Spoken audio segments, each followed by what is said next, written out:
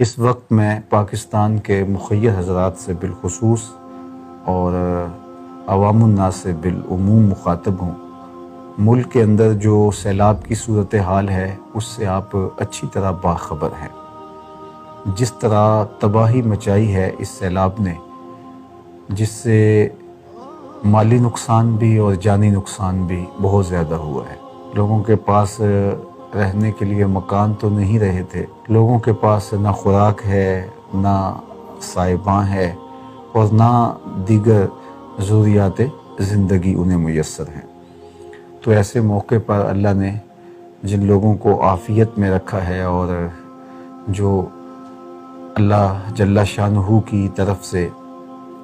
نوازے گئے ہیں،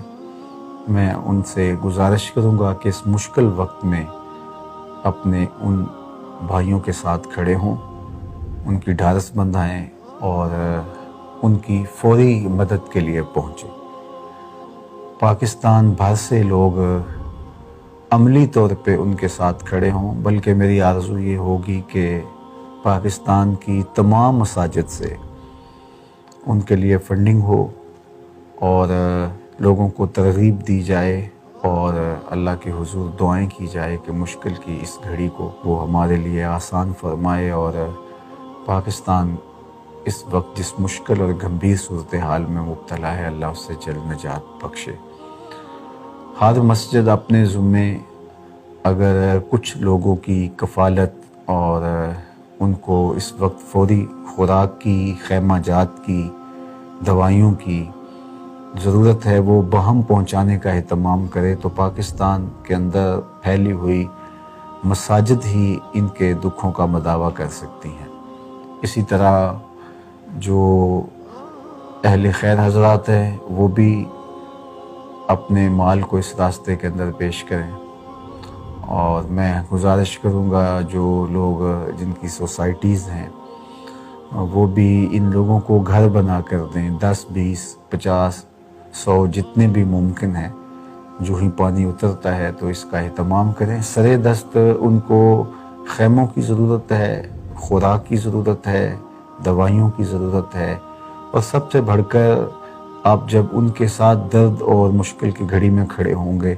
تو وہ اپنے آپ کو تنہا محسوس نہیں کریں گے۔ جن کا گھر بار بہہ گیا، کتنے لوگوں کے بیٹے، کتنے لوگوں کے ماں باپ، بہن بھائی اس پانی کی نظر ہو گئی۔ یہ سیلاب ہماری کتنی جانیں کھا گیا ہے۔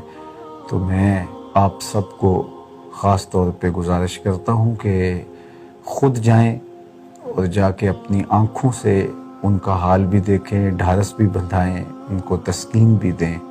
اور اللہ نے جو عافیت آپ کو نصیب کر رکھی ہے اس پر اللہ کا شکر بھی بجا لائیں۔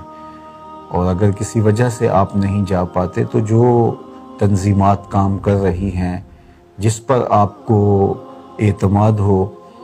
اس کو امین بنائیں اور اس کام کے لیے آگے بڑھیں۔ ادارۃ المصطفیٰ ٹرسٹ اپنی بساط کے مطابق جو اللہ نے توفیق دی ہے میدان عمل میں موجود ہے۔ اگر آپ ہم پر اعتماد کریں تو ہمارے نوجوان مختلف علاقوں میں موجود ہیں اور اس مشکل وقت میں اپنے بھائیوں کے ساتھ کھڑے ہیں۔ تو اگر آپ ہمیں امین بنائیں تو ہم بھی اس امانت کو لوگوں تک پہنچا سکتے ہیں۔ لیکن بار دیگر میری آرزو یہی ہوگی کہ ہر مسجد سے ایک قافلہ اگر ان کی مدد کے لیے وہاں پہنچتا ہے، سکولز کے قافلے وہاں پہنچتے ہیں، مختلف ادارے اور مختلف فیکٹریوں سے لوگ باقاعدہ ان کی مدد کے لیے قافلے ترتیب دے کر کے اور ان کے لیے ضروری سامان مہیا کرنے کے لیے وہاں عملاً خود پہنچتے ہیں، تو اس سے بہت ساری حوصلہ افزائی بھی ہوگی اور ان لوگوں کو جو ہے وہ محسوس ہوگا کہ ہم تنہا نہیں ہیں۔ تو مشکل کی اس گھڑی کے اندر ضرور اپنے مسلمان بھائیوں کی مدد کیجیے۔ حالات اس وقت کنٹرول سے باہر ہو رہے ہیں اور یہ لوگ بیچارے بے یار و مددگار کھلے میدانوں کے اندر بغیر چھت کے پڑے ہیں، تو ان کی مدد کے لیے خیموں کے ساتھ اور دیگر